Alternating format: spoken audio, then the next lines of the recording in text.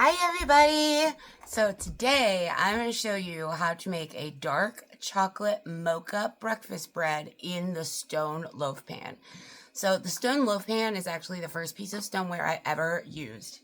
A very, very long time ago. It's like the first piece of stoneware that I ever was able to use out of my mom's kitchen.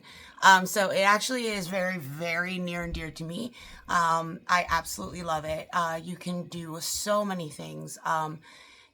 It's really, really great for making a perfect meatloaf. So you throw your meat in there, you form it, any meatloaf that you like, and it's going to cook it perfectly. You're going to get nice crispy edges. You're going to get a nice brown top. It's going to cook in the middle 100% perfectly, and it's going to slide right out because it develops that nice crisp, nice non-stick surface as you use it. You'll see when you see mine, it is so nicely seasoned. It has a beautiful non-stick surface, and that's what you want. It's not dirty, it's seasoned. Sorry about this little kitty. She happens to really, really like the coffee makers. So for this recipe, the first thing you're going to start with is a cup of very strongly brewed coffee. So I'm going to use my deluxe coffee maker to brew a nice cup of espresso. So I have my espresso insert here, and it has this little pull tab top that you pull out here, and Shadow's gonna help.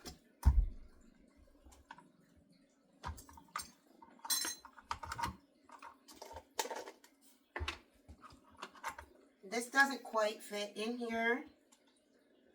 I just pour it over the top. And you'll see inside of the insert that it has a max fill line. So you just don't want to fill it up beyond that. And then you're gonna put this down in here.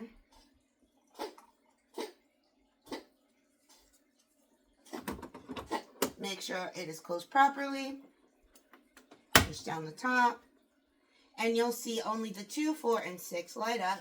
And we only need 2/3 of a cup. So we're going to go with 4.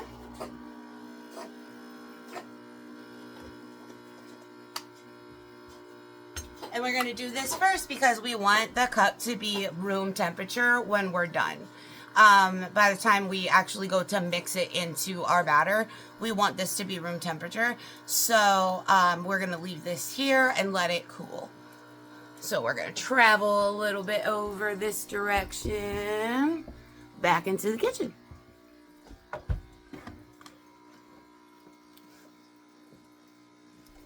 Let's see if I can get this back where I had it.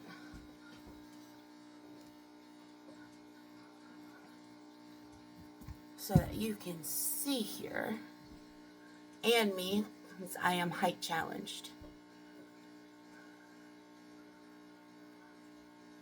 Alright, so we've got our coffee going, right? So now we're going to start with our dry ingredients, of course. And I forgot my fork.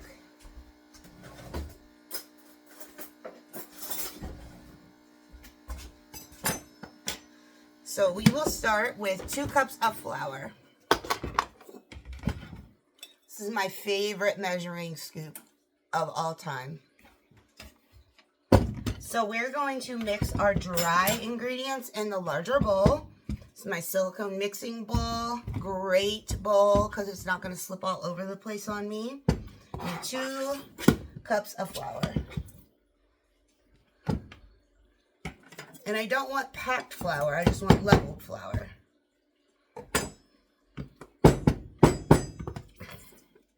Especially because this is a bread. I don't want it to be heavy, I just want it to be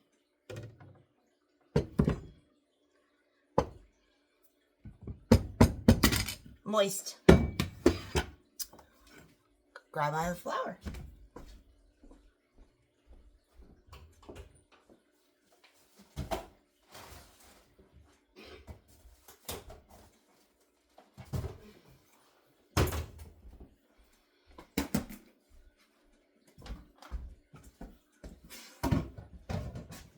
Always nice to have backup, right?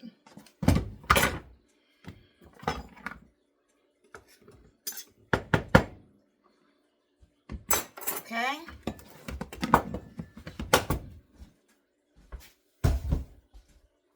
And now I'm going to do 1 cup of sugar. And the great thing about this is this has measure marks not only on the inside, but right on the outside. So this scoop will give you 100% accurate measurements all the time. It is fantastic. I use it for everything. Because I can just scoop and look and see it right. I'm good to go.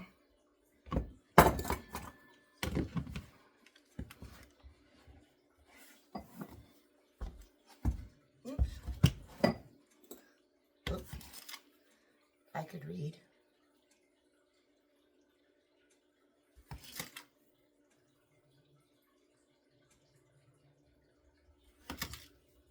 One cup of sugar. And a half a cup of baking cocoa. Oops.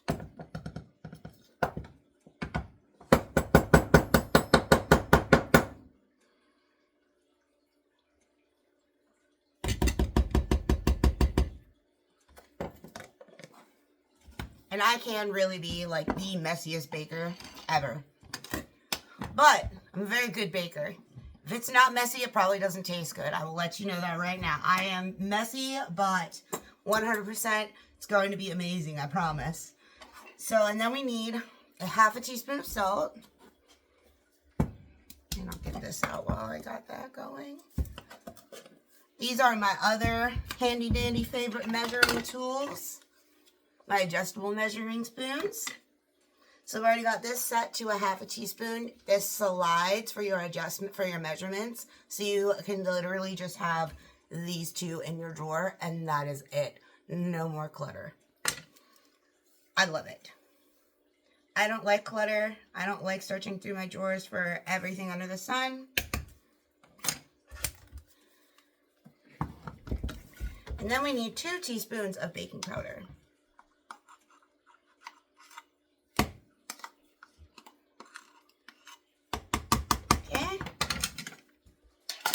That is our dry ingredients right there. And we're just going to whisk that together. And that's going to aerate this nice, get it all mixed up, good consistency.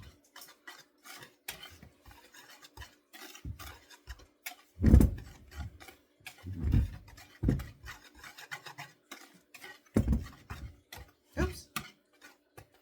Try to keep it in the bowl.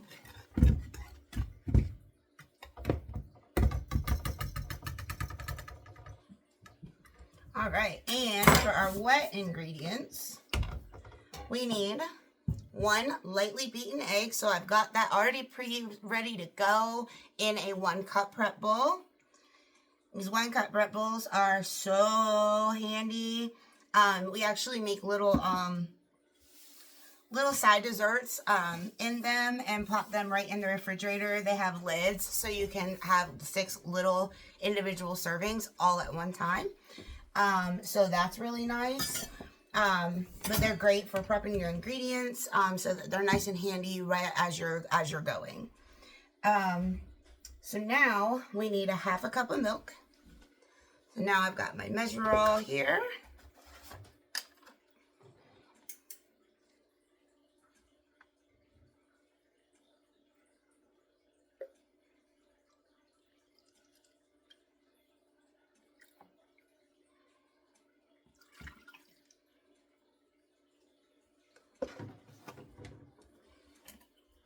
Do a 1/4 cup of olive oil.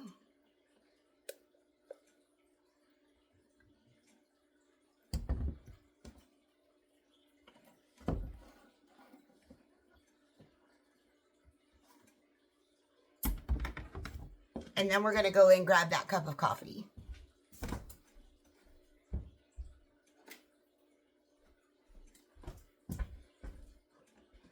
Okay.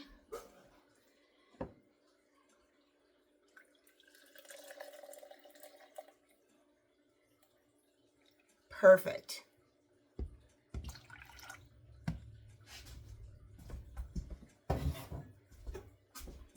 Give this a little stir.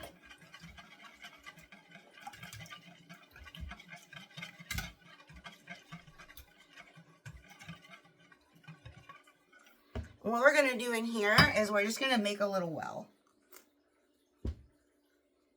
That's the other great thing about this. This is perfect. You can do this with the back of a spoon, your hand, however, but this just works really, really good. You could do it with your 1 cup measuring bowl. Okay. I'm going to put this in here.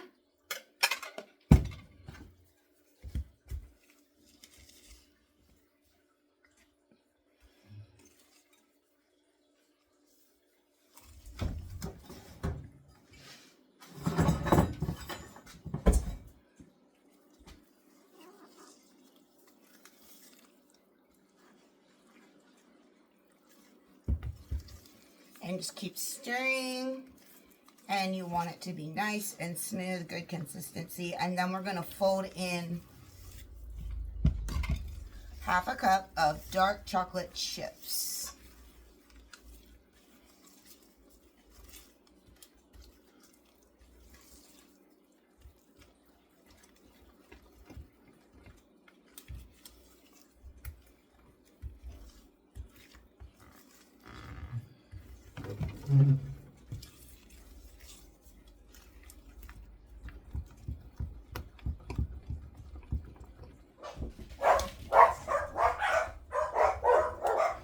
Sorry, who knows what that is? They bark at leaves, I promise. Stop it.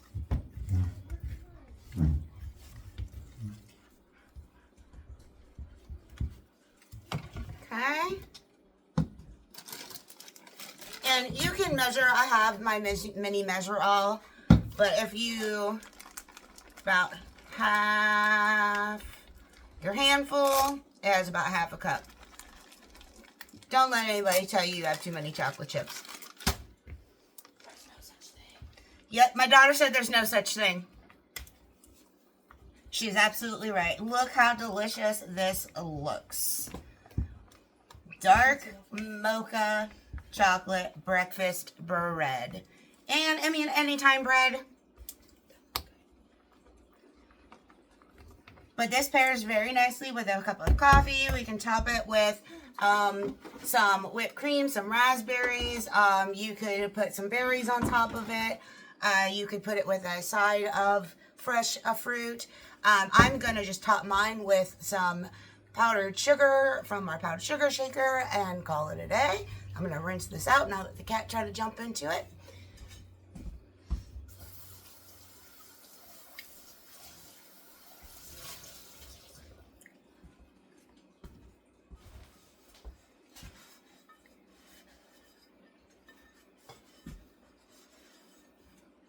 But you can see, like I was saying, how well seasoned this is. You see how dark it is? It's not dirty, it's seasoned. And that's what you want in your stoneware.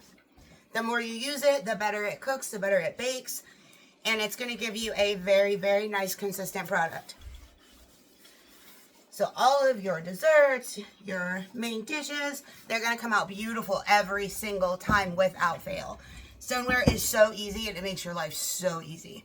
So we are going to just take a little bit, just a little dab. And I just take a little paper towel, run this around here.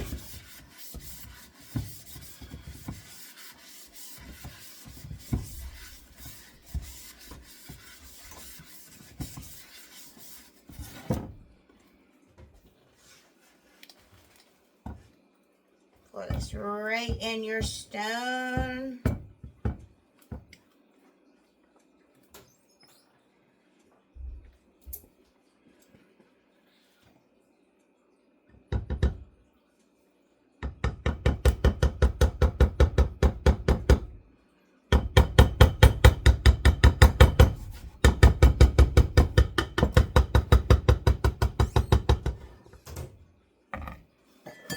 there you go.